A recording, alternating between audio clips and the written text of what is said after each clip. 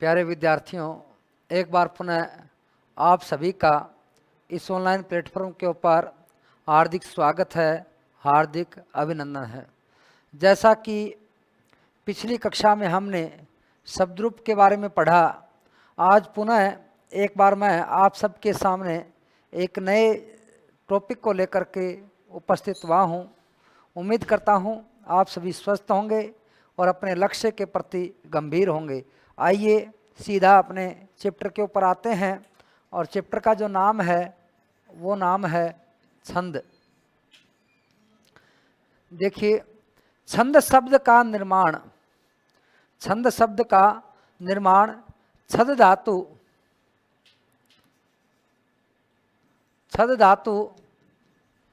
और असुन प्रत्यय से मिलकर के हुआ है।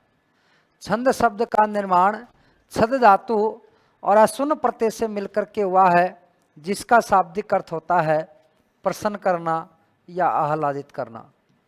प्रसन्न करना या आह्लादित करना।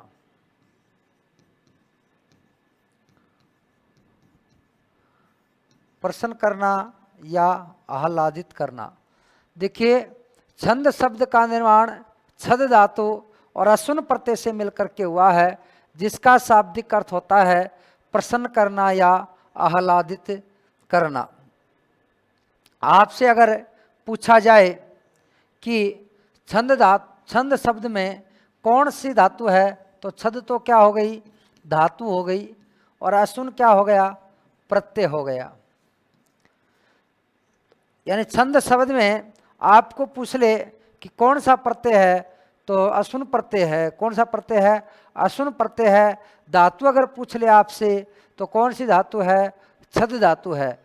छद धातु और असुन प्रत्यय से मिलकर के छंद शब्द का क्या होता है, निर्माण होता है, जिसका शाब्दिक अर्थ होता है प्रसन्न करना या आह्लादित करना। इसकी परिभाषा देखिए,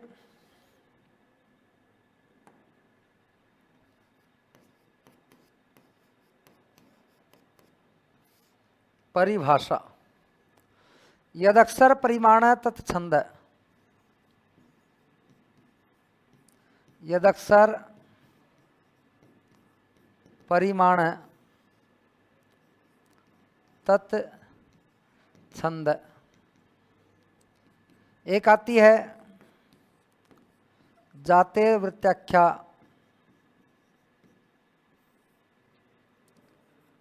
मर्यादा छंद। जातिर्वृत्ताख्या मर्यादा छंद। इसकी परिभाषाएं देखिए बहुत सारी आती हैं, परंतु जो प्रमुख रूप से आपके रिट के अंदर परिभाषा से कोई प्रश्न नहीं आना, इसलिए अपन ज़्यादा परिभाषाओं की क्या नहीं करेंगे, चर्चा नहीं करेंगे। आपके जो सीधा प्रश्न आएगा छंद से, वो आएगा एक कोई भी पद्यांश दे देगा और उस पद्यांश को दे करके उस पद्यांश से आपसे जुड़ा हुआ पूछेगा कि इस पद्यांश में कौन सा छंद है। इस पद्यांश में कौन सा छंद है। मात्राओं को या वर्णों को गिन करके फिर जो छंद होगा वो उस छंद के अनुसार आपको उसका क्या करना पड़ेगा, निर्धारण करना पड़ेगा। तो फिर भी देखिए, दो प्रसिद्ध परिभाषाएं मैंने आपके सामने लिख दी हैं। पहली है कि यदक्षर परिमाण है तत्छंद। यदक्षर परिमाण है तत्छंद। और दूसरी मैंने लिख दी है जातिर्वृत्ताख्या मर्यादा छंद। जातिर्वृत्ताख्या मर्यादा छंद। कि जब किसी रचना को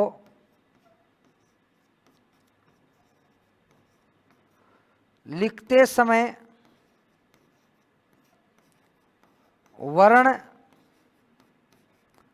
मात्रा, दल, यति, गति, लय, तुक, इत्यादि का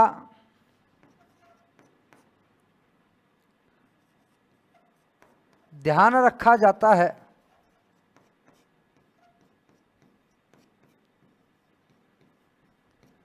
इत्यादि का ध्यान रखा जाता है तो उसे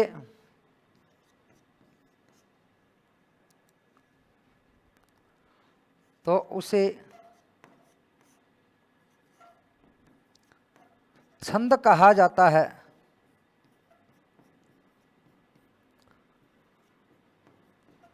तो उसे छंद कहा जाता है। यानी जब किसी रचना को, या उसको आप बोल दो पद्यांश को, जब किसी पद्यांश को लिखते समय, जब किसी पद्यांश को लिखते समय वर्ण, मात्रा, दल, यति, गति, लय, तुक इत्यादि का ध्यान रखा जाता है, वर्ण, मात्रा, लय, तुक इत्यादि का ध्यान रखा जाता है, तो उसे क्या कहा जाता है? छंद कहा जाता है। क्या कहा जाता है? छंद कहा जाता है। यानी यदक्षर परिमाण तत्छंद, परिमाण शब्द आया है, परिमाण का शब्द आपको पता है नाप तोल, कि जब भी किसी रचना को हम लिखते हैं, जब भी किसी रचना को हम लिखते हैं तो रचना को लिखते समय यति, गति, इन शब्दों को अलग अलग पढ़ेंगे हम क्या है। वर्ण, मात्रा, दल, यति, गति, लय, तुक इत्यादि का ध्यान रखा जाता है, इत्यादि का ध्यान रखा जाता है तो उसे क्या कहा जाता है? छंद कहा जाता है। क्या कहा जाता है? छंद कहा जाता है। और बात समझ में आ गई क्या? कि जब भी किसी रचना को लिखते समय यति, गति, वर्ण, मात्रा, दल इत्यादि का क्या रखा जाता है? ध्यान रखा जाता है। यति, गति, वर्ण, मात्रा, दल इत्यादि का ध्यान रखा जाता है तो उसे अपन क्या बोलते हैं? उसे हम बोलते हैं छंद। देखो, छंद के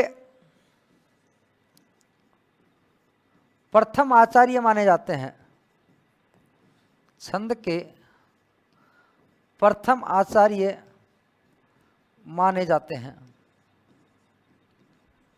जो छंद शास्त्र है उस छंद शास्त्र के प्रथम आचार्य कौन माने जाते हैं?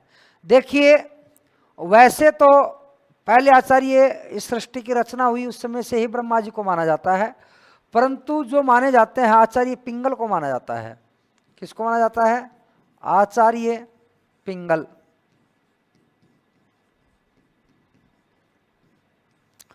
प्रथम, अगर छंद शास्त्र का प्रथम आचार्य पूछ लिया जाए तो किसको मानते हैं?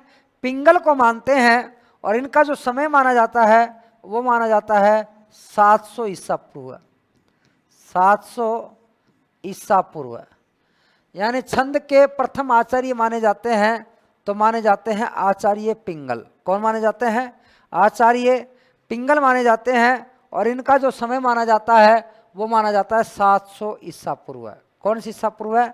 700 ईसा पूर्व इनका समय माना जाता है। और इनकी जो प्रथम रचना मानी जाती है, छंद शास्त्र की प्रथम रचना,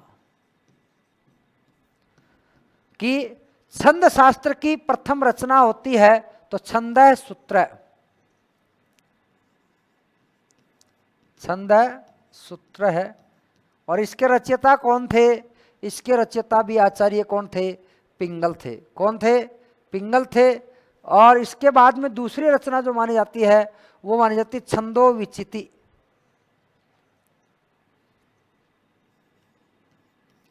छंदो विचिति, इसके रचयिता थे आचार्य जनाश्रयी। इसका जन्म हुआ था 600 ईसा पूर्व।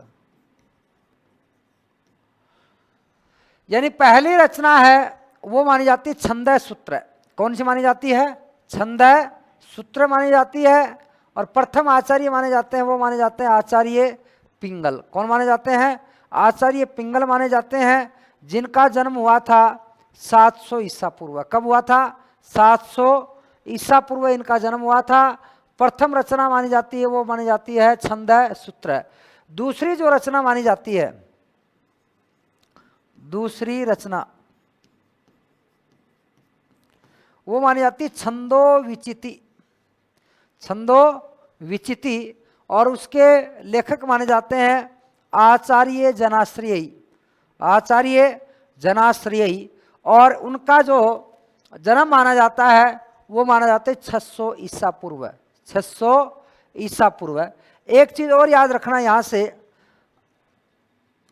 एक चीज आपने पढ़ी होगी,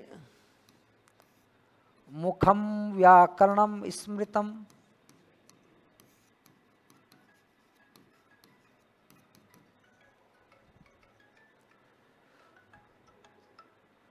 मुखम व्याकरणम स्मृतम, कि व्याकरण जो है क्या है? व्याकरण को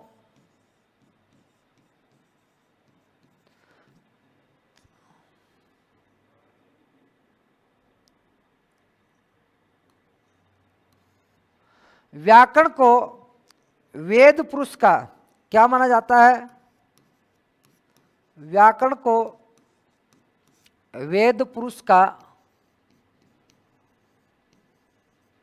मुख माना जाता है। व्याकरण को वेद पुरुष का क्या माना जाता है? मुख माना जाता है। और यहां जो आपको काम में आना है छंद है, पादौ तु वेदस्य। छंद है पादौ तु वेदस्य। छंद शास्त्र को वेद पुरुष के पैर माना जाता है। छंद को वेद पुरुष के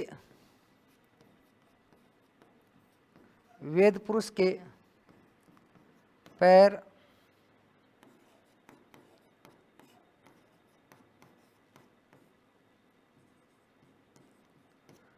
माना जाता है। देखिए ध्यान देना कि छंद के प्रथम आचार्य माने जाते हैं। छंद के प्रथम आचार्य माने जाते हैं तो वह माने जाते हैं आचार्य पिंगल। कौन माने जाते हैं? आचार्य पिंगल माने जाते हैं, जिनका जन्म हुआ था 700 ईसा पूर्व। कब हुआ था? 700 ईसा पूर्व इनका जन्म हुआ था। प्रथम रचना जो मानी जाती है वो मानी जाती है छंदः सूत्र। छंदः सूत्र, और इसकी जो दूसरी रचना मानी जाती है वो मानी जाती है छंदो विचिति। कौन सी मानी जाती है? छंदो विचिति। और उसके लेखक जो माने जाते हैं वो माने जाते हैं आचार्य जनाश्रयी। आचार्य जनाश्रयी, और इनका जन्म माना जाता है वो माना जाता है 600 ईसा पूर्व। कब माना जाता है? 600 ईसा पूर्व इनका जन्म माना जाता है। कहा जाता है कि मुखम व्याकरणम स्मृतम, कि व्याकरण को वेद पुरुष का मुख माना जाता है। व्याकरण को वेद पुरुष का क्या माना जाता है? मुख माना जाता है। और छंद पादौ तु वेदस्य, छंद को वेद पुरुष के पैर माना जाता है। छंद को वेद पुरुष के क्या माना जाता है? पैर माना जाता है। तो ये इसकी सामान्य सी क्या है? जानकारियां हैं। अब देखिए भाई, छंद के भेद। छंद के भेद, छंद के देखिए दो भेद होते हैं। छंद के कितने भेद होते हैं? दो भेद होते हैं।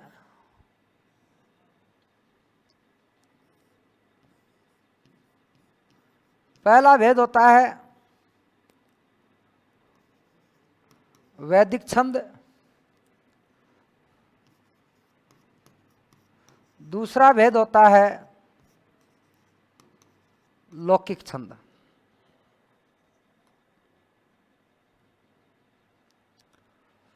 पहला भेद होता है वैदिक छंद,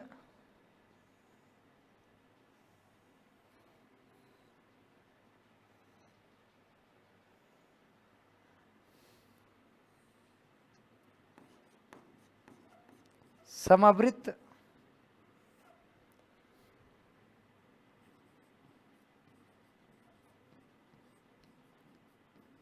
अर्ध समवृत्त और विषमवृत्त।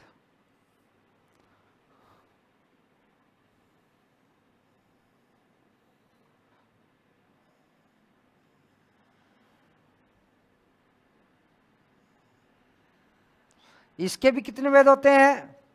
3 वेद होते हैं।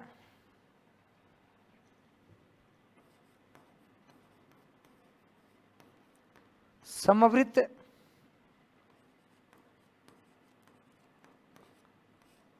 अर्ध समवृत्त और विषमवृत्त। इसके भी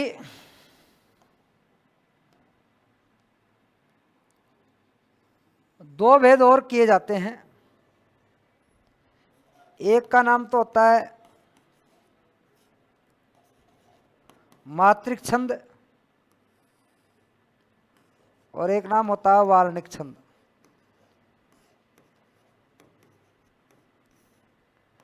वार्णिक छंद और मात्रिक छंद, इसके भी 2 भेद और होंगे। लौकिक छंद के भी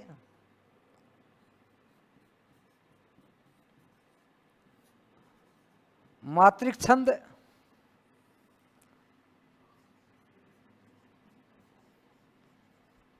और वार्णिक छंद।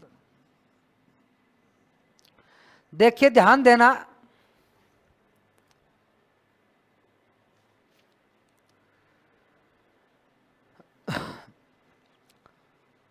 सबसे पहली बात कौन है? छंद है। सबसे ऊपरी ऊपर कौन है? छंद है। इस छंद के 2 भेद किया अपन ने, वैदिक छंद और लौकिक छंद। वैदिक छंद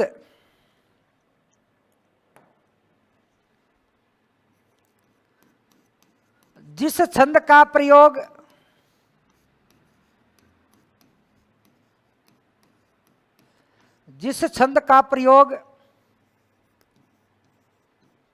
वेदों में किया जाता है,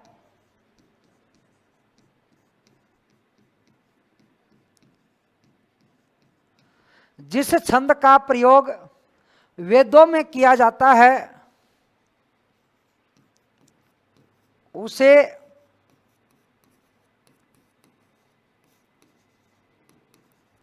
वैदिक छंद कहा जाता है।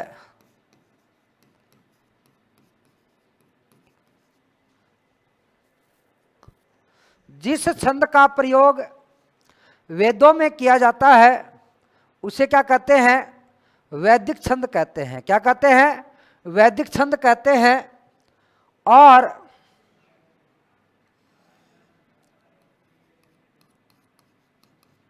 जिस छंद का प्रयोग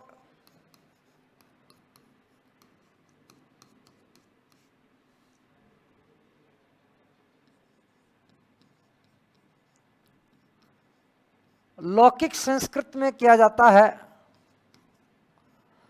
जिस छंद का प्रयोग लौकिक संस्कृत में किया जाता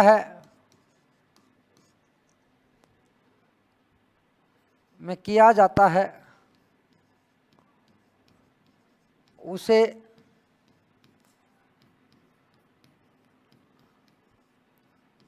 लौकिक छंद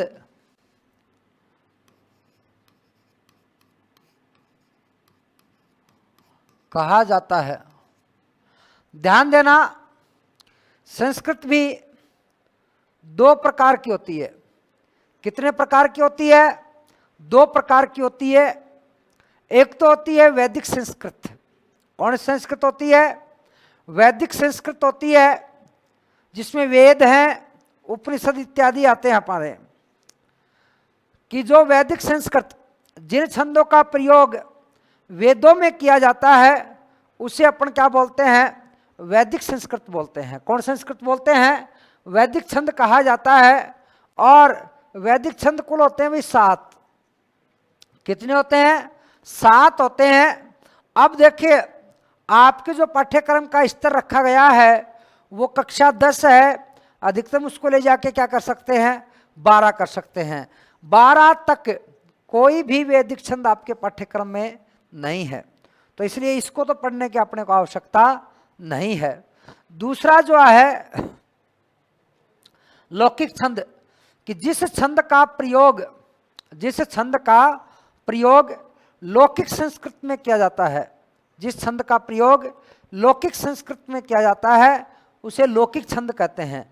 यानी जो हम संस्कृत भाषा पढ़ रहे हैं ये कौन सी भाषा है, लौकिक संस्कृत है। कौन सी भाषा है, लौकिक भाषा है, लौकिक संस्कृत है। और इसमें जो छंद काम में आते हैं उसे अपन कहते हैं लौकिक छंद। कौन सा छंद कहते हैं, लौकिक छंद कहते हैं।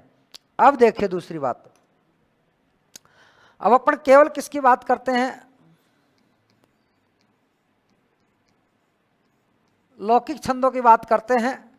आपके पाठ्यक्रम में भी यही है। पहले तो इसके भेद, वार्णिक छंद या वर्णिक छंद, दूसरा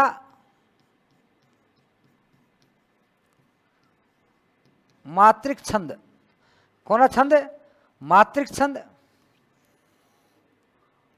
उसके फिर अपन 3 उपभेद करते हैं।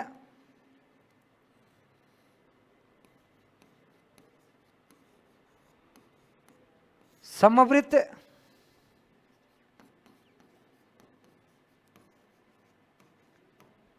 विषमवृत्त,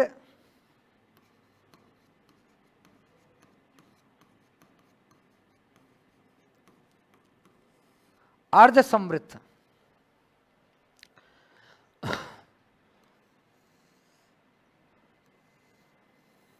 इसके भी अपन कितने भेद करते हैं, 3 भेद करते हैं। समवृत्त,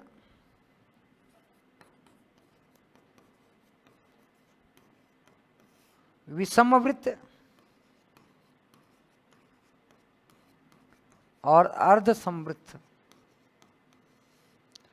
समवृत्त, विषमवृत्त, अर्ध समवृत्त, समवृत्त, विषमवृत्त और अर्ध समवृत्त। समवृत्त के 2 भेद और होते हैं।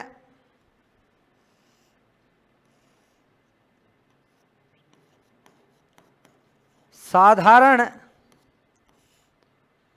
और दूसरा भेद होता है दंडक। साधारण या दंडक।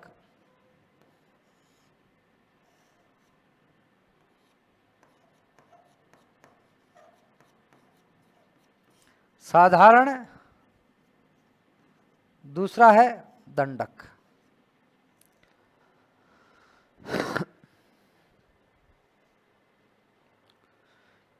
इसका दूसरा नाम है वृत्त।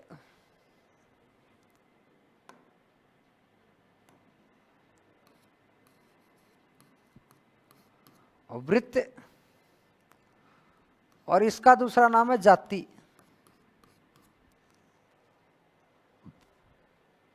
यानी मात्रिक बोल दो, मात्रिक छंद बोल दो और चाहे जाति छंद बोल दो। इसको वार्णिक या वर्णिक छंद बोल दो और चाहे वृत्त छंद बोल दो। आप समझना भाई, दिमाग में ये डायग्राम बना लें। भेद से जुड़ा हुआ लौकिक छंद, जिन छंदों का प्रयोग लौकिक संस्कृत में किया जाता है, जिन छंदों का प्रयोग लौकिक संस्कृत में किया जाता है उसे लौकिक छंद कहा जाता है। जिन छंदों का प्रयोग लौकिक संस्कृत में किया जाता है उसे क्या कहते हैं, लौकिक छंद कहा जाता है। लौकिक छंद के 2 भेद होते हैं। लौकिक छंद कितने भेद होते हैं, 2। वार्णिक छंद या वर्णिक छंद, दूसरा मात्रिक छंद। देखिए, जब किसी छंद का निर्धारण, जब किसी छंद का निर्धारण मात्रा गिन करके किया जाता है,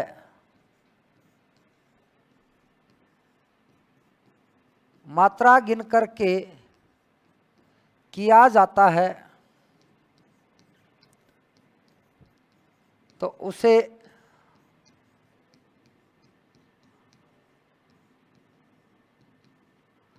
मात्रिक छंद कहा जाता है। यानी जब किसी छंद का निर्धारण, जब किसी छंद का निर्धारण मात्रा गिन करके किया जाता है, जब किसी छंद का निर्धारण मात्रा गिन करके किया जाता है, तो उसे मात्रिक छंद कहा जाता है। क्या कहा जाता है? मात्रिक छंद किया कहा जाता है। और जब किसी छंद का निर्धारण, जब किसी छंद का निर्धारण, जब किसी छंद का निर्धारण वर्ण गिन करके किया जाता है, वर्ण गिन करके किया जाता है, तो उसे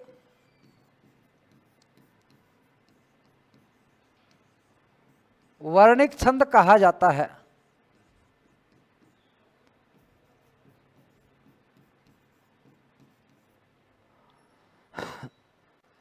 पहला भेद, छंद के कितने भेद होते हैं? दो भेद होते हैं। कितने भेद होते हैं? दो भेद होते हैं, वैदिक छंद और लौकिक छंद। जिन छंदों का प्रयोग वेदों में किया जाता है उसे वैदिक छंद कहा जाता है। क्या कहा जाता है? वैदिक छंद कहा जाता है। और जिन छंदों का प्रयोग लौकिक संस्कृत में किया जाता है उसे लौकिक छंद कहा जाता है। उसे क्या कहते हैं? लौकिक छंद कहते हैं। लौकिक छंद के दो भेद होते हैं, वर्णिक छंद या मात्रिक छंद। वर्णिक छंद या मात्रिक छंद, कि जब किसी छंद का निर्धारण, जब किसी छंद का निर्धारण वर्णों की गणना करके किया जाता है, जब किसी छंद का निर्धारण वर्णों की गणना करके किया जाता है तो उसे वर्णिक छंद कहा जाता है। क्या कहा जाता है? वर्णिक छंद कहा जाता है। जब किसी छंद का निर्धारण वर्णों की गणना करके किया जाता है तो उसे कहते हैं वर्णिक छंद। और जब किसी छंद का निर्धारण मात्रा गिन करके किया जाता है, जब किसी छंद का निर्धारण मात्रा गिन करके किया जाता है तो उसे अपन बोलते हैं मात्रिक छंद। क्या बोलते हैं? मात्रिक छंद। इतनी बात समझ में आ गई? अब देखिए भाई, एक छंद में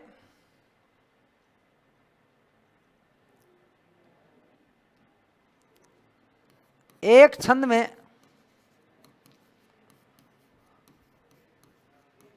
चार चरण होते हैं। एक छंद में चार चरण होते हैं। कितने चरण होते हैं? चार चरण होते हैं। एक छंद में कितने चरण होते हैं? चार चरण होते हैं। अब चार चरण होते हैं तो ध्यान देना, पहले छंद में मान लो वर्णों की संख्या 11 है, दूसरे में भी कितनी है? 11, तीसरे में भी कितनी है? 11, और चौथे में भी कितनी है? 11। यानी पहले में भी 11 है, दूसरे में भी 11 है, तीसरे में भी 11 है, और चौथे में भी 11 है। पहले में भी कितनी है? 11 है, दूसरे में भी कितनी है? 11 है, तीसरे में भी कितनी है? 11 है, चौथे में भी 11 है।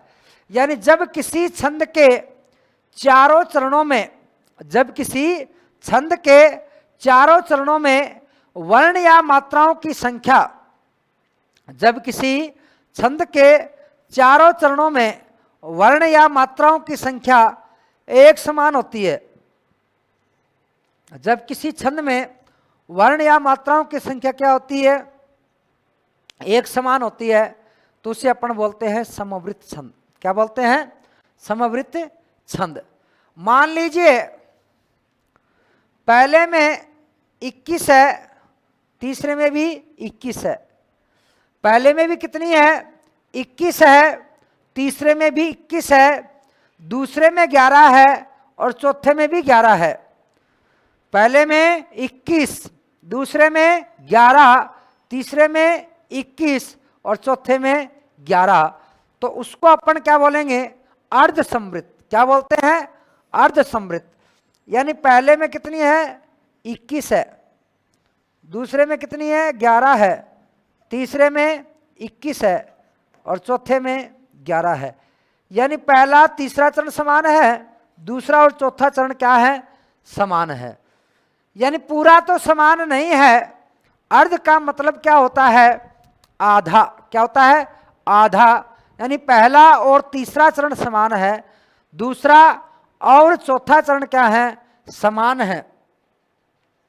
तो पहला और तीसरा चरण समान है, दूसरा और चौथा चरण क्या है? समान है। तो इसको अपन क्या बोलते हैं?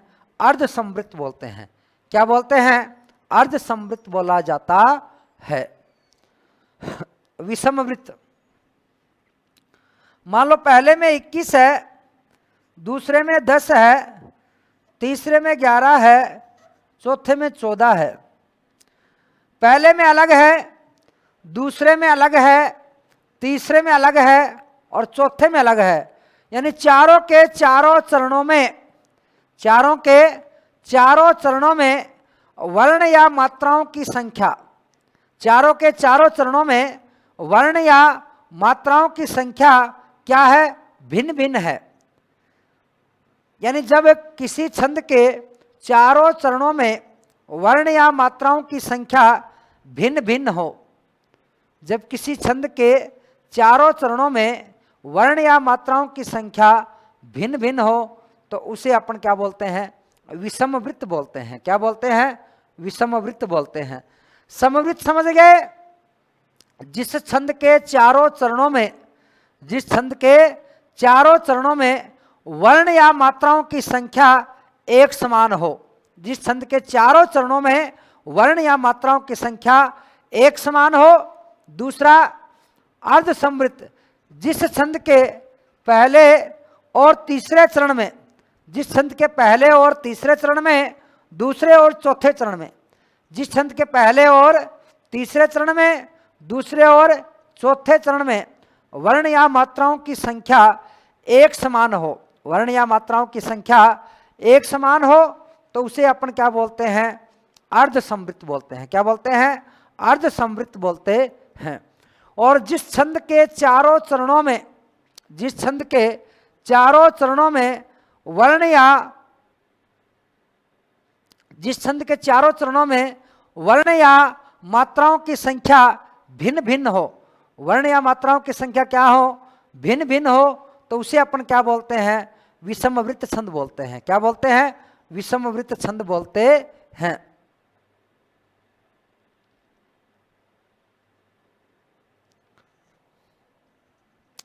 अब ये देखिए 1 से 26 और 26 से अधिक, 1 से 26, 26 से अधिक, 1 से 32 और 32 से अधिक। देखिए भाई, समवृत्त छंद के पुनः दो उपभेद किए जाते हैं। समवृत्त छंद के पुनः दो उपभेद किए जाते हैं। दो उपभेद कौन कौन से होते हैं? मान लो 1 से 26 वर्ण तक आ रहे हैं, किसी छंद में 1 से 26 वर्ण आ रहे हैं, किसी छंद में 1 से कितने वर्ण आ रहे हैं? 26 वर्ण आ रहे हैं, तो वह छंद कहलाएगा साधारण छंद। कौन सा छंद कहलाएगा? साधारण छंद कहलाएगा। और अगर किसी श्लोक में, पद्यांश में वर्णों की संख्या आ रही है 26 से अधिक, 28 है, 30 है, 32 है, 50 है, कितनी है, 50 है, तो उसको अपन क्या बोलते हैं, उसको अपन बोलते हैं दंडक छंद। क्या बोलते हैं, दंडक छंद बोलते हैं। क्या बोलते हैं, दंडक छंद। यानी 1 से लेकर के 26 तक, 1 से लेकर के 26 तक तो क्या कहलाएंगे, साधारण छंद। क्या कहलाएंगे, साधारण छंद। और 26 से अधिक क्या कहलाएंगे, दंडक छंद। क्या कहलाएंगे, दंडक छंद। इसी बात समृद्ध 1 से 32 तक जब मात्राएं आती हैं, 1 से 32 तक जब मात्राएं आती हैं तो उसको तो अपन बोलते हैं साधारण मात्रिक छंद। क्या बोलते हैं, साधारण मात्रिक छंद। 1 से 26 तक जब मात्राएं आती हैं तो 1 से 26 तक की जो मात्राएं आती, 1 से 32 तक की जो मात्राएं आएंगी उसको कहेंगे साधारण मात्रिक समवृत्त छंद। और 32 से अधिक मात्राएं आती हैं, 32 से अधिक मात्राएं आती हैं तो उसको अपन बोलते हैं दंडक छंद। क्या बोलते हैं, दंडक छंद। प्यारे विद्यार्थियों, बात समझ में आई कि नहीं आई, बढ़े आगे।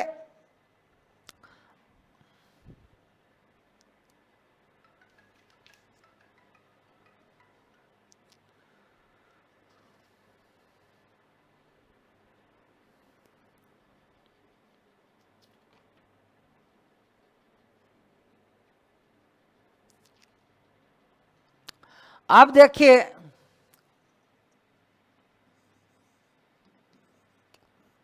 छंद शास्त्र से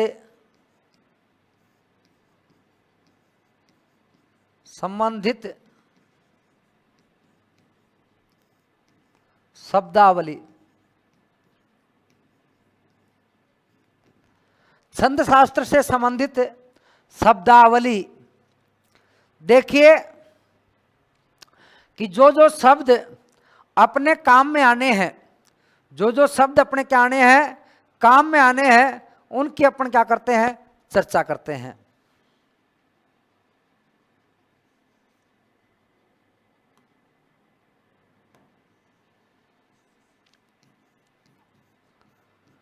पहला शब्द आ रहा है यति। क्या आ रहा है, यति। यतिर्विच्छेद संगीत्या, यतिर्विच्छेद संगीत्या की देखिए, जब किसी छंद का वाचन करते समय, जब किसी छंद का वाचन करते समय जहां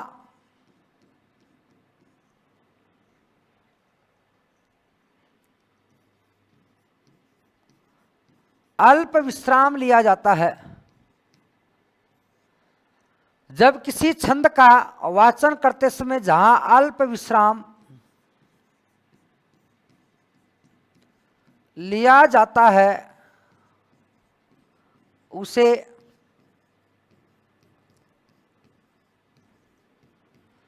यति कहा जाता है।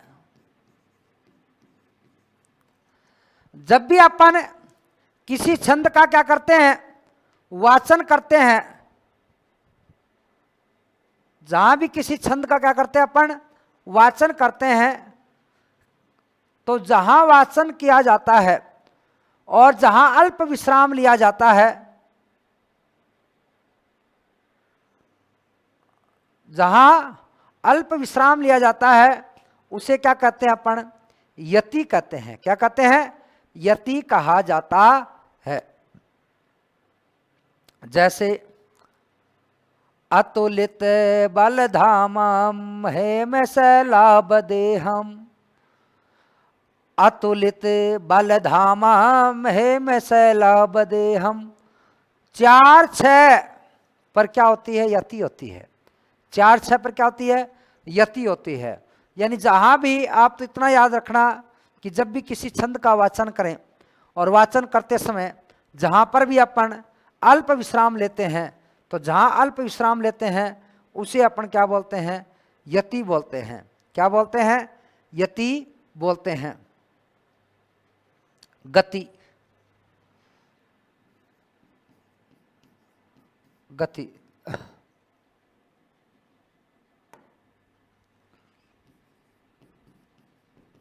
किसी भी छंद का वाचन करते समय, किसी भी छंद का वाचन करते समय स्वर में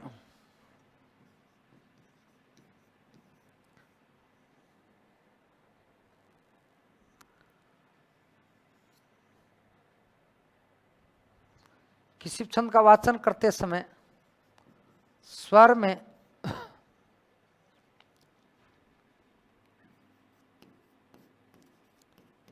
होने वाले आरोह अवरोह को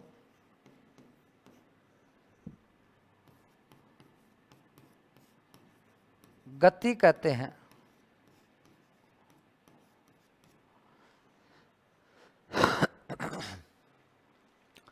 किसी भी छंद का वाचन करते समय, किसी भी छंद का वाचन करते समय स्वर में होने वाले आरोह अवरोह को क्या कहा जाता है? गति कहा जाता है। यानी किसी स्वर को ज़्यादा जोर देना और किसी पर क्या देना? कम जोर देना। किसी स्वर को उठा करके उच्चारित करना और किसी स्वर को थोड़ा सा धीरे क्या करना? उच्चारित करना।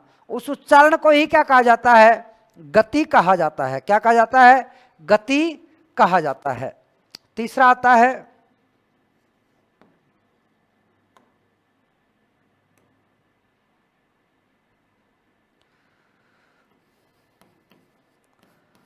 पाद या चरण। पाद या चरण किसी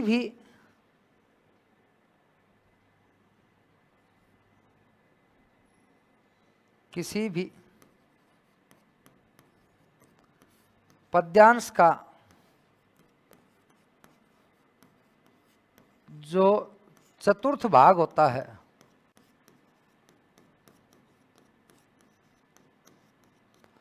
किसी भी पद्यांश का जो चतुर्थ भाग होता है उसे पाद या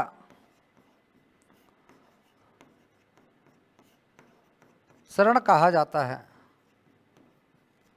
जैसे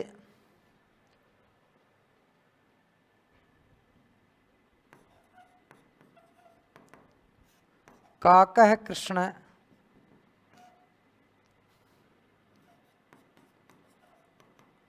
पिकः कृष्ण को भेद पिक काकयो, को भेद पिक काकयो।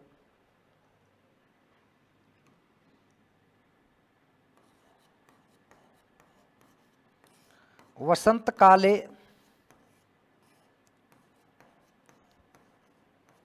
संप्राप्ते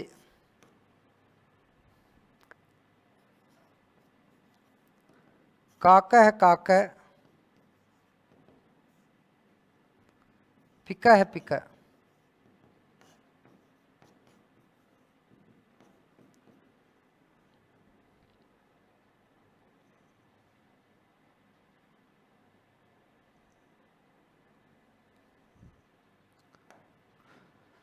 अब देखिए इस पद्यांश के चार भाग करते हैं अपन। कितने भाग करते हैं? चार भाग करते हैं। चार भाग करते हैं तो आप देखते हो कि किसी भी पद्यांश का जो चतुर्थ भाग होता है, किसी भी पद्यांश का जो चतुर्थ भाग होता है उस चतुर्थ भाग को क्या कहा जाता है? चतुर्थ भाग होता है उसे पाद या चरण कहा जाता है। किसी भी पद्यांश का जो चतुर्थ भाग होता है उसे पाद या क्या कहा जाता है? चरण कहा जाता है। जैसे काकः कृष्ण पिकः कृष्ण, काकः कृष्ण पिकः कृष्ण को भेद पिक काकयो, को भेद पिक का कयो, वसंत काले संप्राप्ते, वसंत काले संप्राप्ते, काकह पिकह पिकह, काकह पिकह पिकह। तो देखिए इसके चार भाग हैं। पहला भाग तो यहाँ तक है, दूसरा भाग ये हो गया, तीसरा भाग यहाँ तक हो गया, और चौथा भाग कहाँ तक हो गया, यहाँ तक हो गया। तो कहने का अभिप्राय यही है कि एक पद्यांश का जो चौथा भाग होता है, चतुर्थ भाग होता है, उसे क्या कहा जाता है, पाद या चरण कहा जाता है। उसे क्या कहा जाता है, पाद या चरण कहा जाता है। बात समझ में आई कि नहीं आई? अगला है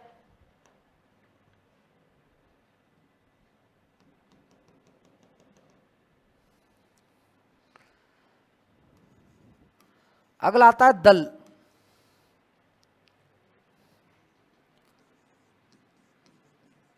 किसी भी पद्यांश को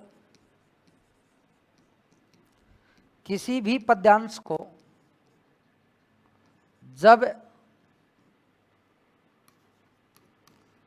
दो भागों में, किसी भी पद्यांश को जब दो भागों में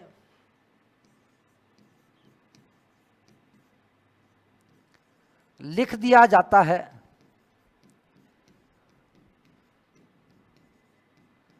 किसी भी पद्यांश को जब दो भागों में लिख दिया जाता है, अर्थात उस पद्यांश में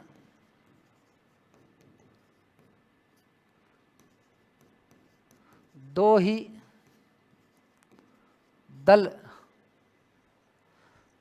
दल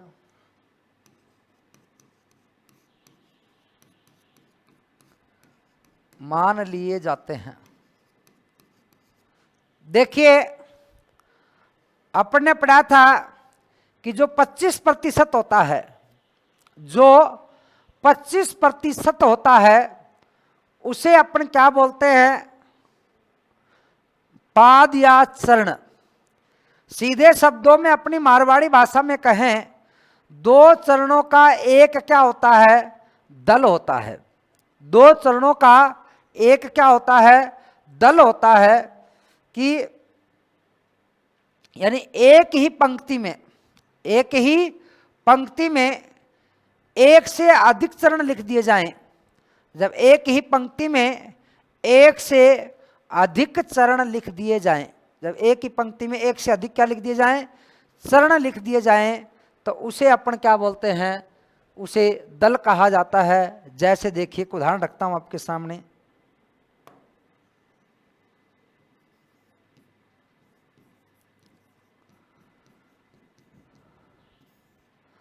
काव्ये शास्त्र विनोदेन कालो गच्छति धीमताम्।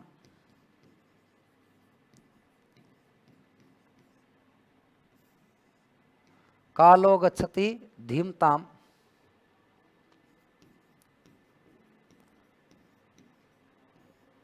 व्यसनेन च मूर्खाणाम्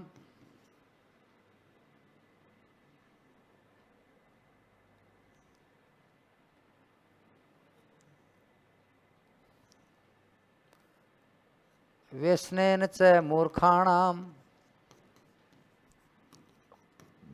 निद्रया कलहेन वा। काव्ये शास्त्र विनोदेन कालो गच्छति धीमताम्।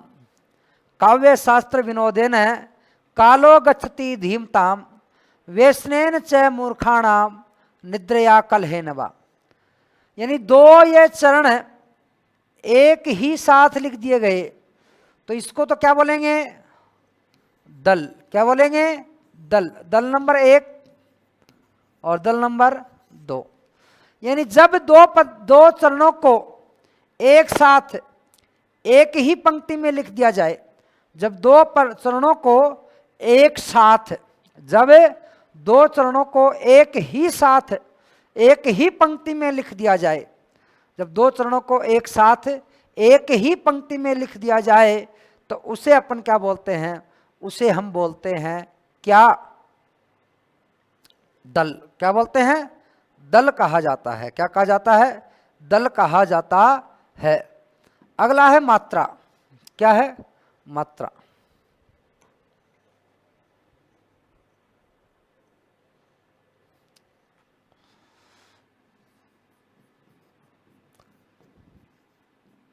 किसी भी स्वर वर्ण के उच्चारण में लगने वाले, किसी भी स्वर वर्ण के उच्चारण में लगने वाले समय को मात्रा कहा जाता है।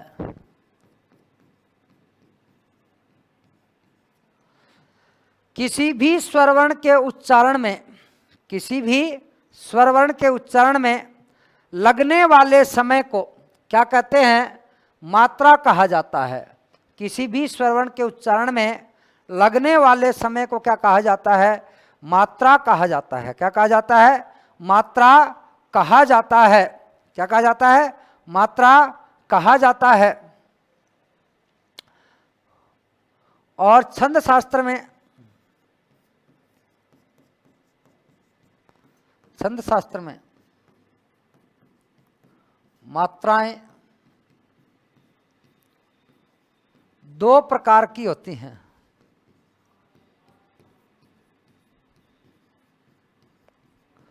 छंद शास्त्र में मात्राएं दो प्रकार की होती हैं। एक तो होता है ह्रस्व स्वर, एक होता है दीर्घ स्वर। एक तो होता है ह्रस्व स्वर और एक होता है दीर्घ स्वर। ह्रस्व स्वर कौन कौन से होते हैं, ए, ई, उ और री। दीर्घ स्वर कौन से होते हैं, आ, ई, उ, री, ए, आई, ओ, औ। ह्रस्व स्वर के लिए जो मात्रा काम में आती है छंद शास्त्र में,